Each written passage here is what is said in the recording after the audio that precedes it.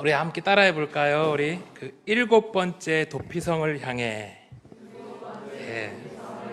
오늘 말씀의 제목입니다. 지난주 말씀드렸던 거 기억나세요? 그 여호수아 14장부터 시작된 그 12지파의 땅 분배에 대한 이야기죠. 그 길, 어떻게 보면 좀 지루한 땅 분배의 이야기가 이제 19장에 이제 오늘 우리가 읽은 말씀을 끝으로 마무리가 됩니다. 그때 이제 처음에 시작할 때는 14장에는 유다 지파의 갈렙이 기럇 아르바 이 산지를 내게 달라고 이렇게 딱 시작할 때 멋진 스타트를 보여주었죠. 이제 그랬고 12지파를 이렇게 다 이렇게 땅 분배를 하고 나서 마지막으로 여호수아가 마지막으로 이제 자신의 땅은 이제 에브라임 산지 딥나세라 이것을 이제 달라고 함으로써 그것을 이제 이스라엘 백성들이 여호수아에게 주는 것으로 이제 땅 분배는 끝이 납니다. 참 노년에 이제 어떻게 우리가 살아야 될지 참으로 아름다운 두 노장의 모습을 성경은 14장과 19장 이렇게 시작과 끝을 통하여 우리에게 알려주고 있습니다.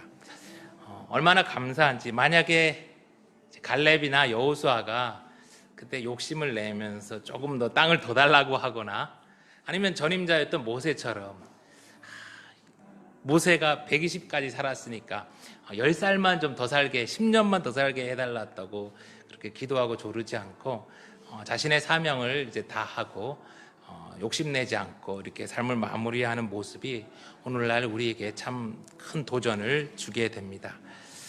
그렇게 이제 땅 분배가 다 끝났어요. 마쳤어요. 이렇게 아름다운데 오늘 20장에 우리가 읽은 말씀은 좀 너무나 의외의 이상한 이야기로 갑자기 전환됩니다.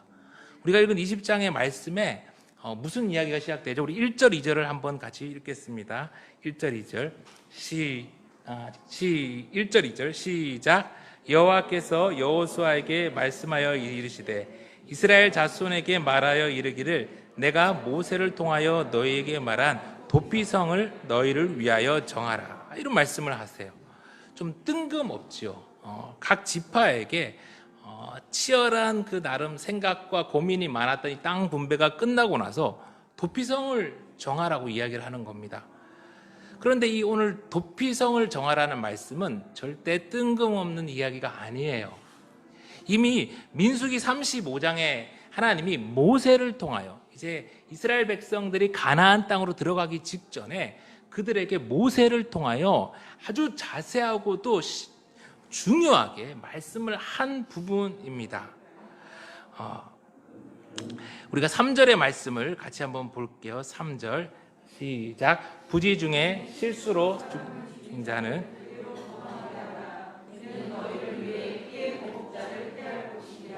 네, 땅 분배가 끝나자마자 아주 중요한 것 같은데 하나님은 도대체 왜 갑자기 이 도피성이라는 문제를 끄집어낼까요? 그것도 민수기 35장 왜 모세가 살았을 때부터 하나님은 이렇게 도피성을 계속해서 가나안에 들어가는 그들에게 이렇게 준비하라고 말씀을 하셨을까요?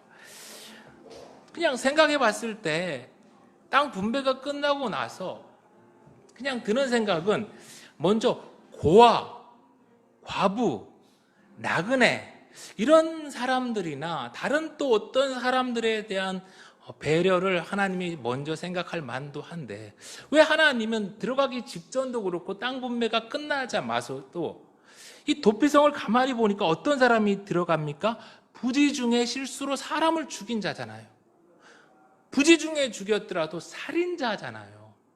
아니 왜 하나님은 고아도 아니고 과부도 아니고 살인자를 먼저 생각해서 살인한 사람을 위한 그러한 도피성을 이스라엘에게 준비하라고 명령을 하셨을까요? 고대에 이 이스라엘 초기 부족 국가 단계에는 이 공동체가 이 개인과 개인 사이에 일어난 그런 상해를 입혔거나 살인한 것에 대해서 잘 관여를 하지 않았다 해요. 주로 친족이나 피부치들이 출애굽기 21장 23절에 나오는 동해 동량의 보복 원칙에 따라서 직접적으로 복수를 했다고 합니다. 피부치 복수 관습이라고 하죠. 그러니까 이 피부치 복수는 대개 억울하게 죽임을 당한 그의 자녀들이나 그의 형제들이 이제 그 책임 있는 가해자를 찾아가서 개인적으로 복수를 했어요. 그런데 우리가 이렇게 복수를 하는 게 이렇게 딱 피해를 당한 만큼 그대로 갚아주는 게 이렇게 마음먹은 대로 잘 되지 않잖아요. 야곱에게 이제 두 아들 레위와 시므온, 여러 아들이 있지만 특별히 레위와 시므온이 있었어요. 자신의 여동생인 이 디나가 놀러 갔다가 그 성폭행을 당하는 일이 벌어지죠. 그랬더니 오빠인 이 레위와 시므온이 어떻게 합니까? 너무너무 분노해서 아버지도 속이고, 그래서 하몰과 그의 아들 세겜을 그냥 그 마을 전체를 남자들을 다 쑥대밭시켜 버려요. 자신의 동생이 성폭행을 당했는데 몇 배의 피해 보복을 해버린 것이죠. 사람은 그래요. 사람은 이게 감정과 이것들 딱 잘라서 그게 잘 조절이 안 되잖아요. 그럼 어떻게 또 일이 벌어졌습니까? 이 세겜 주변에 있는 사람들이 야곱의 아들들이 그렇게 한 것을 보고 이번에는 야곱의 가족 전체를 또 다 죽이려고 복수를 하려고 덤볐잖아요. 그러니까 하나님이 이제 막아서서 이제 그들이 무사히 탈출을 할 수 있게 됐지만, 이게 고대에는 이 복수와 복수가 또 다른 복수를 낳고, 이게 부족과 부족 간의 이런 싸움이 되고, 나중에는 국가와 국가 간의 전쟁이 되는 아주 큰 그런 사륙이 벌어지게 되었어요. 그래서 그 공동체를 유지하기 위해서는 반드시 이 피해 복수를 멈추게 하는 그런 게 필요했어요. 그런 제도를 하나님께서 지금 이제 이스라엘 백성들한테 이 땅 분배를 끝나자마자 사랑하는 이 이스라엘 공동체를 유지시키기 위하여, 피해 복수를 그치도록 하기 위하여 마련한 제도가 오늘 이 도피성이라는 거예요. 도피성은 땅 분배가 끝나자마자 이스라엘에게 하나님께서 예비한 놀라운 하나님의 플랜이었던 거죠. 이 도피성은 히브리어로 이르 미클라트라고 해요. 받아들이는 성읍이다라는 뜻이에요. 문자 그대로 이 살인한 사람들을 받아들여서 그 사람에게 안전을 보장해 주던 성읍이었어요. 그런 게 도피성인데, 그런데 아무런 기준 없이 살인한 자를 다 그냥 막 이렇게 불러서 이렇게 살아갈 수 있도록 하는 것이 아니라, 오늘 3절의 말씀대로 부지 중에 실수로 죽인 자, 그러니까 요즘 말로는 과실치사자, 그 사람들만 받아들여서 그의 생명을 지켜주었다라는 것이죠. 자, 우리 지도를 한번 볼게요. 지도 준비되면 한번 보여주세요.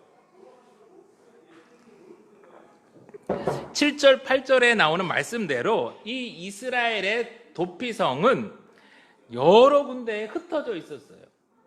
하나님의 언약궤가 있었던 실로에 있었으면 한 생각도 들고, 전쟁사령부가 있었던 길갈에 있지 않을까, 또 지금 우리가 잘 알고 있는 예루살렘에 있지 않을까 생각하기도 좋은데, 그게 아니라 이스라엘 전역에 요단 서편에 3개, 요단 동편에 3개, 북쪽으로는 납달리 가데스부터 남쪽으로는 이제 유다 지파의 헤브론까지 이스라엘 전역에 이렇게 도피성은 이렇게 퍼져 있었어요.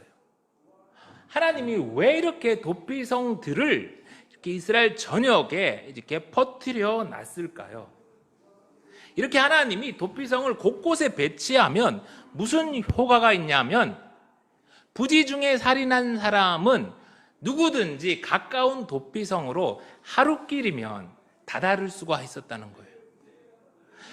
자신의 가족을 잃은 사람은 얼마나 복수심에 불타겠어요. 그러니까 어떻게 하든지 복수를 하려고 하는데, 이게 도망가는 길이 막 보름, 막 한 달 걸리면 가다가 잡혀서 죽어버리잖아요. 그러니까 일단은 하루길 내 도피성이 위치해 있어서 그곳으로 다다를 수 있게끔 그렇게 제도적으로 하나님이 세밀하게 배려를 한 계획이었던 것이죠. 그런데 도대체 하나님은 왜 이렇게까지 부지 중에 살인한 자를 신경을 쓰실까요? 그것은 저나 여러분이나 누구나 다 실수를 참 할 수 있기 때문이에요. 우리 전도서 7장 20절의 말씀을 제가 읽어드릴게요. 선을 행하고 전혀 죄를 범하지 아니하는 의인은 세상에 없기 때문이라. 여러분, 요즘 세상에서 제일 무서운 사람이 누구일까요? 다양하게 우리가 생각해 볼 수 있지만 요즘은요, 코로나에 걸렸는데 증상이 나타나지 않는 사람이에요. 무증상자라고 그러죠. 자기도 모르게 여기저기 막 활동을 하는 거예요. 다니는 거예요. 그러다가 노인들이나 기저질환 환자들, 그런 분들한테 이 코로나 바이러스를 퍼뜨리게 되는 거예요. 사람을 해치려는 의도는 분명 없었겠죠. 그러나 자기도 모르게 그렇게 살아가다가 자기 집 할아버지, 이웃집 할머니를 코로나 바이러스로 인하여 죽이게 되는 것이죠. 그렇게 실수하고 나도 모르게 누군가의 생명을 앗아가는 그런 일들이 일어날 수 있기 때문에, 우리가 불완전하기 때문에 우리는 다 누군가의 생명을 해칠 수 있는 그런 죄인이라는 거예요. 로마서 3장 9절 10절, 그러면 어떠하냐? 우리는 나으냐? 결코 아니라 유대인이나 헬라인이나 다 죄 아래 있다고 우리가 이미 선언하였느니라. 기록된 바 의인은 없나니 하나도 없으며. 저도 여러분도 모두가 다 부지 중에 살인할 수 있기에, 우리 다 죄인이 될 수 있기에 하나님은 이렇게나 섬세하게 우리를 용서하실, 우리를 구원하실 계획인 도피성을 마련해 주신 거예요. 우리 지도를 다시 한번, 두 번째 지도를 한번 보겠습니다.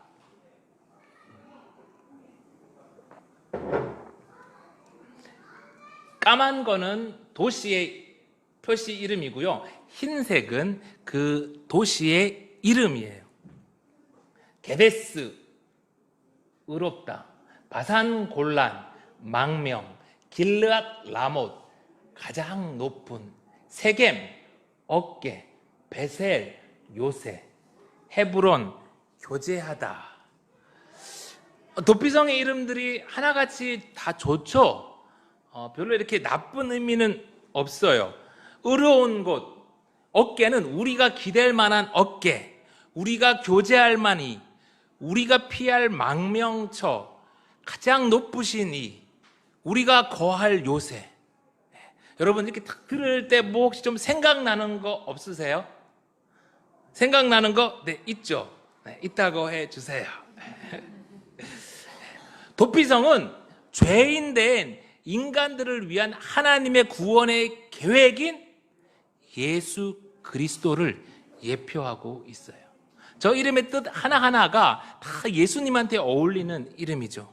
놀라운 하나님의 사랑이에요. 그런데 여러분, 성경에서 6은 좋아요, 안 좋아요? 좀 안 좋죠, 느낌이. 우리가 불완전한 숫자다라고 많이 얘기를 해요. 7은 이제 완전한 수다라고 성경에서 많이 이야기를 하고.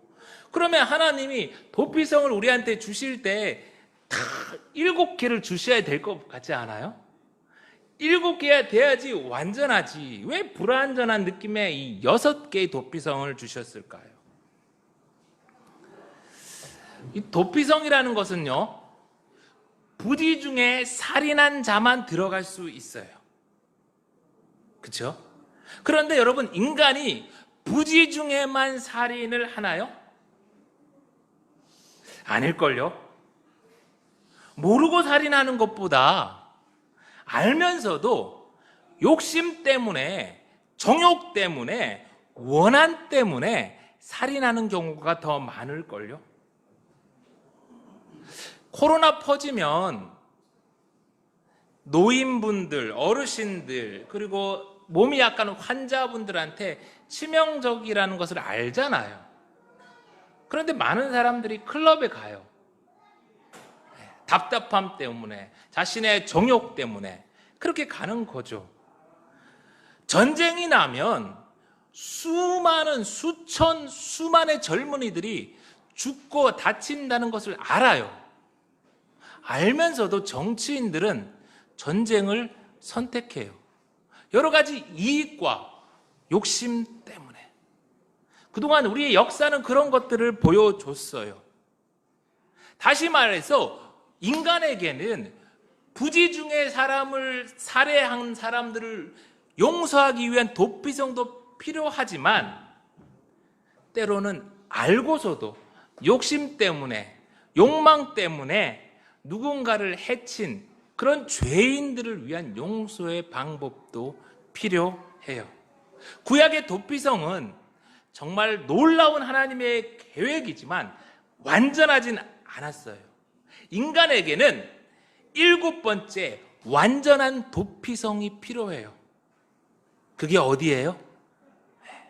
완전한 도피성, 예수 그리스도. 그래서 오늘 말씀의 제목이 뭐예요? 7번째 도피성을 향해. 우리는 7번째 도피성이 되신 예수 그리스도를 향해 나아가야 해요. 이 도피성으로 향하는 길에는 도피성이라는 팻말이 이렇게 크게 눈에 잘 띄는 그런 길목에 이렇게 설치가 되어 있었어요. 길도 넓게 닦아놔서 이곳으로 오기 쉽게 해놨어요. 그 길의 폭이 옛날에 한 14m나 되었다고 해요. 도피성으로 가는 길은 결코 어렵지 않았어요. 눈에 잘 띄었어요. 마찬가지로 예수님께 나아가는 곳은 어렵지 않아요. 죄인이 못 찾았어요, 가기가 너무 어려워요, 이렇게 핑계대지 못하도록 예수님께 나아가기는 쉬워요. 그러나 분명한 것은 누구나 죄인은 완전한 도피성 대신 예수님께 나아가야만 해요. 요한복음 14장 6절, 예수께서 이르시되 내가 곧 길이요 진리요 생명이니 나로 말미암지 않고는 아버지께로 올 자가 없느니라. 다른 구원의 방법은 없어요. 오늘 4절의 말씀을 우리 같이 한번 읽겠습니다. 오늘 4절의 말씀 시작. 그 성읍에 들어가는 문 어귀에 서서 장로들의 귀에 자기의 사건을 말할 것이요 그들은 그를 성읍에 받아들여 한 곳을 주어 자기들 중에 거주하게 하고. 네, 여러분, 도피성에 다다른 이 부지 중에 살인했지만 이 죄인은 가장 먼저 해야 할 일이 있었어요. 그 도피성 문 어귀에 서서 그 도피성을 이끌어가는 장로들에게 자초지정을, 자기가 어떤 실수로 누군가를 죽이게 되었다는 것을 자세히 설명해야 했어요. 그러면 이 성읍에 있는 사람들은 그것을 가지고 이 죄인을 우리가 받아들일지를 판단하게 되었어요. 그래서 판단해서 받아들이면 이 도피성은 이 죄인을 피해 보복자, 복수하려고 죽이려고 하는 사람으로부터 보호를 해야 할 의무가 있었어요. 누구나 인간은 예수님께 나아갈 수 있어요. 그러나 주의 자녀가 되려면 어떻게 해야 된다고요? 먼저 죄의 고백이, 회개가 필수예요. 예수님은 너무나 좋으신 분이지만 죄 있는 그대로 우리를 받아들일 수는 없어요. 이사야 55장 6절 7절의 말씀대로 너희는 여호와를 만날 만한 때에 찾으라. 가까이 계실 때에 그를 부르라. 악인은 그의 길을, 불의한 자는 그의 생각을 버리고 여호와께로 돌아오라. 그리하면 그가 긍휼히 여기시리라. 우리 하나님께로 돌아오라. 그가 너그럽게 용서하시리라.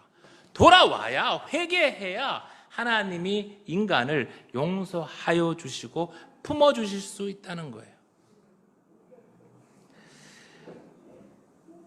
죄인된 우리 인간은 모두 도피성 대신 예수님께 나아가야만 합니다. 또한 주님의 몸된 우리 교회는요, 우리 교회도 마찬가지예요. 누군가가 우리 교회로 왔을 때 그의 과거나 그의 죄가 그의 발목을 잡도록 해서는 안 돼요. 회개하고 그가 고백하고 교회로 다가올 때 우리는 그를 도피성처럼 맞아들이고 그를 품을 수가 있어야 하죠. 누구에게나 나와 회개하는 자에게 열려있는 공동체, 그것이 주님의 몸된 교회예요. 그를 정죄할 것이 아니라 사랑으로 받아주고 그가 새로운 삶을 살아갈 수 있도록 공동체의 책임을 다해야 하는 것이 도피성된 교회의 의무지요. 5절의 말씀에 보니까 이는 본래 미워함이 없이 부지중에 그의 이웃을 죽였음이라 라고 해요. 세상의 법은 결과를 보고 판단하죠. 과정이 어떻든 그의 본심이 어떻든 드러난 결과가 판단의 근거가 됩니다. 그러나 하나님은 그 결과뿐만 아니라 무엇을 더 중요시 하신다고요? 마음을. 예수님 당시 이제 바리새인들이 참 훌륭한 종교인으로 존경을 받았죠. 그러나 세례 요한이 그 바리새인들을 향하여 뭐라고 합니까? 독사의 자식들아. 겉은 훌륭했지만 그 마음이 선하지 못했기 때문에 세례 요한의 그 외침에서 예수님은 한 걸음 더 나아가세요. 마태복음 5장 27절에 뭐라고 말씀하시냐면 또 간음하지 말라 하였다는 것을 너희가 들었으나 나는 너희에게 이르노니 음욕을 품고 여자를 보는 자마다 마음에 이미 간음하였느니라. 예수님은요, 겉만 보시는 게 아니라 마음을, 중심을 보세요. 교회가 공동체된 우리가 그래야 된다는 거예요. 드러난 것에 집중하는 것이 아니라 중심을, 진심을 보도록 노력을 해야 해요. 그 사람이 뭐 타고 교회에 오나, 그 사람이 무슨 옷 입고 무슨 백 들고 교회에 오나, 그런 거 말고 그 사람이 과거에 뭔 죄를 지었나, 지금 어떤 지위에 있나, 그런 거 말고 그가 이곳을 찾아오게 된 그 마음, 그 중심을 볼 수 있어야 한다는 거예요. 오늘 6절의 말씀해 보니까 부지 중에 살인하고 무사히 도망을 왔을지라도 무조건 용서해 주는 것은 아니에요. 그 사람은 먼저 그 죄에 대해서 회중 앞에서 재판을 받아야 했습니다. 성읍의 장로들이 판단하기에 악랄하고 고의적으로 살인한 사람은 도피성에 무사히 도착했다 하더라도 반드시 공개 재판과 처형을 함으로써 희생자의 생명의 존엄함을 지켰어요. 한편 이 부지 중에 살인한 것으로 그렇게 판단이 되어서 그 사람을 도피성에 살도록 했다면 그 사람은 그 도피성 있을 당시에 대제사장이 죽기까지 그곳을 떠날 수가 없었어요. 만약에 그 사람이 도피성 밖으로 임의로 나오면 피해 보복자는 그 사람을 바로 죽여도 되었어요. 성경은 무엇을 말하는 것입니까? 실수로 사람을 죽였지만 사람을 죽인 거라는 거예요. 피해자와 그 피해자의 유가족이 당했을 그 상처, 그 아픔을 생각하라는 거예요. 얼마나 그 사랑했던 사람들이 힘들게 삶을 살아갈지를 마음에 생각하며 비록 도피성에 들어와서 살 수는 있지만 근신하며 살아가라는 것이죠. 얼마 전에 전도연 씨가 주연을 맡은 밀양이라는 영화가 있었어요. 전도연 씨가 이제 여자 주인공인데 33살에 남편을 잃고 이제 밀양이라는 곳에 내려가서 아들을 키우며 피아노 학원을 하면서 살았어요. 근데 하루는 이제 피아노 학원을 마치고 돌아오는데 아들이 납치된 거예요. 그리고 그 아들이 그만 싸늘한 시신으로 돌아옵니다. 얼마나 힘들었을까요? 하루하루 눈물로 보내다가 주변의 인도로 이제 교회를 다니게 되었어요. 하나님도 믿고 그래서 새롭게 이제 전도도 하면서 이렇게 살아가게 되었어요. 그러다가 이제 용기를 내어서 자신의 아들을 죽인 그 살인범이 있는 교도소를 찾아가요. 그리고 그를 용서하려는 마음으로 그 사람을 면회하는데, 근데 그 살인범은 아무렇지도 않게 이미 하나님께 나는 죄 용서를 받았다고 태언해 하는 거예요. 그만 전도연 씨는 그 모습에 심한 충격을 받고 교도소를 나오고 그만 세상을 떠나는 선택을 하게 됩니다. 우리 교회에 엄청난 그 충격과 도전을 준 영화였어요. 여러분, 교회는 이러면 안 돼요. 예수 믿는 우리 성도는 이러면 안 돼요. 피해자와 그 가족이 당했을 아픔을 생각해야 해요. 예수님의 보혈로 우리가 용서를 다 받았지만 우리가 때로는 근신하며 살아갈 수 있어야 해요. 어쩌면 그 평생이란 시간을 도피성 안에서 살아야 한다는 것은 결코 쉽지가 않았을 거예요. 그러나 생명을 잃으니 소중한 일을 잃은 그런 사람들을 생각하며 살아야 할 양심이 필요하다는 것이죠. 이 코로나19로 인하여 자가 격리를 하게 되는 분들이 참 많습니다. 젊은 분들이 혈기왕성할 때 2주간 집에만 머무는 게 젊은 분뿐만 아니라 누구나 마찬가지로 2주간 집안에 머무는 게 참 쉽지는 않겠지요. 그런데 우리가 조금만 눈을 돌려서 보면요, 의외로 우리 주변에 그런 분들이 참 많아요. 저도 조혈모 이식을 받고 나서 1년 동안 면역력 때문에 자가격리 생활을 했잖아요. 집 밖에는 나가지 못하고 집 안에서만 꼼짝 못하고 온라인으로 예배드리고, 요양원과 병원에, 그리고 오늘도 이제 집 안에만 머물 수밖에 없는 저희 어머니, 약한 분들 중에서 그렇게 우리 주변에서 사시는 약한 분들이 참 많아요. 이번 코로나로 인하여 우리가 그런 아픔에 있는 분들에 대해서도 많이 생각하고 배려하고 우리가 그런 교회가 되었으면 여러분 참 좋겠어요. 여러분, 어떻게 보면 이 도피성은 참 은혜인 것 같고요, 또 어떻게 보면 좀 답답한 것 같아요.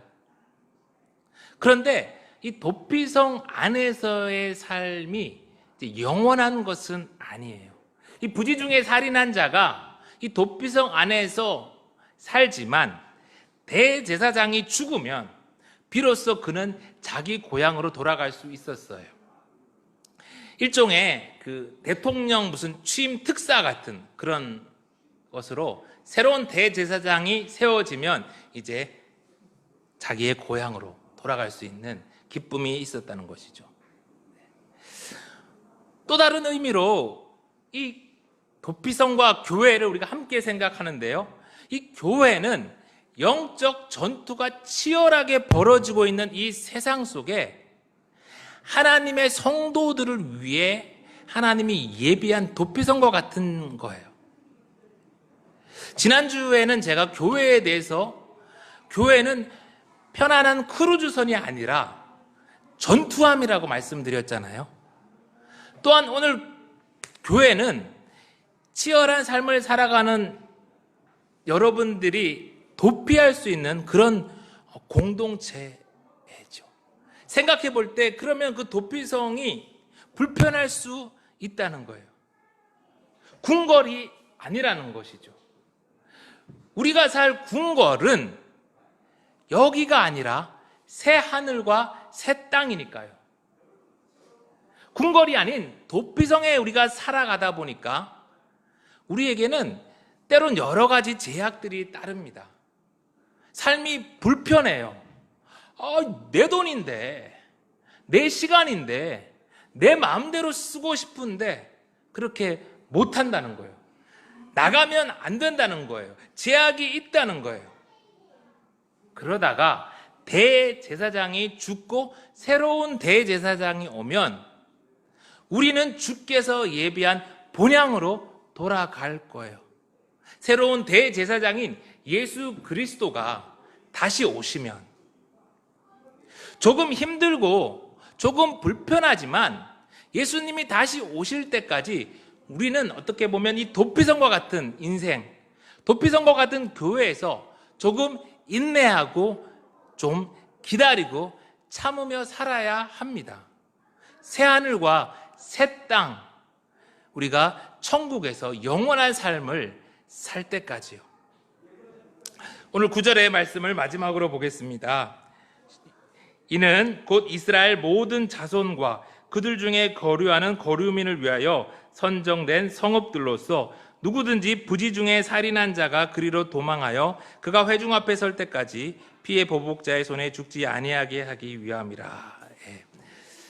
오늘 도피성은요, 이스라엘 민족뿐만 아니라 모든 자손과 그들 중에 거류하는 거류민을 위하여라고 그 존재의 이유를 말해요. 교회가 모든 사람을 위해 애쓴다는 것은 쉽지가 않아요. 그러나 지난주에 말씀드렸듯이 지난주에 무슨 일이 있었습니까? 갈렙이란 사람이 유다의 지파에 이스라엘에 합류를 했잖아요. 근데 그 갈렙이 누구였습니까? 잡족이었잖아요. 잡족. 네. 이 잡족 그니스 사람이었던 이 갈렙이 신앙 공동체 안에 들어오므로 마침내 유다 지파와 이스라엘 전체가 새롭게 되었잖아요. 여러분, 코로나19에 있어서 우리 대한민국이 방역 선진국이라는 말을 듣고 있어요. 얼마나 감사한지 몰라요. 의료진과 수많은 국민들이 함께 노력하며 해낸 결과지요. 우리 대한민국이 도피성의 역할을 훌륭히 해낸 것 같아요. 그런데 여러분, 만약에 우리 한국 땅에 들어와 있는 다른 외국인들을 우리가 무료로 검사 안 해주고 무료로 치료를 안 해주었다면 이런 칭찬과 결과가 가능했을까요? 힘이 들지만 부담이 되지만 그래도 합법적으로 이 땅에 함께 거주하는 외국인들을 우리가 함께 대해주니까 가능했던 일 아니었을까요? 이태원 클럽에서처럼 숨어가지고 그 사람들이 퍼뜨리면 아마 절대로 불가능했을 거예요. 이제 말씀을 마칩니다. 미련하고 어리석어 보이는 방법이 때론 가장 효과적이고 지혜로운 방법입니다. 힘들지만 세상도 그렇게 하고 있잖아요. 여러분, 그러면 교회는 더욱 그래야 할 거예요. 교회는 하나님의 나라를 이 땅에 임하도록 하기 위해 존재하니까요. 우리가 편안하게 궁궐처럼 살려고 존재하는 게 아니라 하나님 나라를 이 땅에 위해 싸우는 전투함이니까요. 그렇게 싸우다 지치고 또 죄짓고 우리가 피하게 되는 도피성과 같은 곳이 교회이니까요.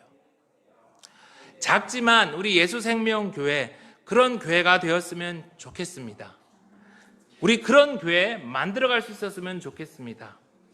사도행전 10장 하나님의 말씀을 들으십시오. 베드로가 입을 열어 말하되 내가 참으로 하나님은 사람의 외모를 보지 아니하시고 각 나라 중 하나님을 경외하며 의를 행하는 사람은 다 받으시는 줄 깨달았도다. 하나님을 경외하고 의를 행하는 사람은 다 받으시는 줄 깨달았도다.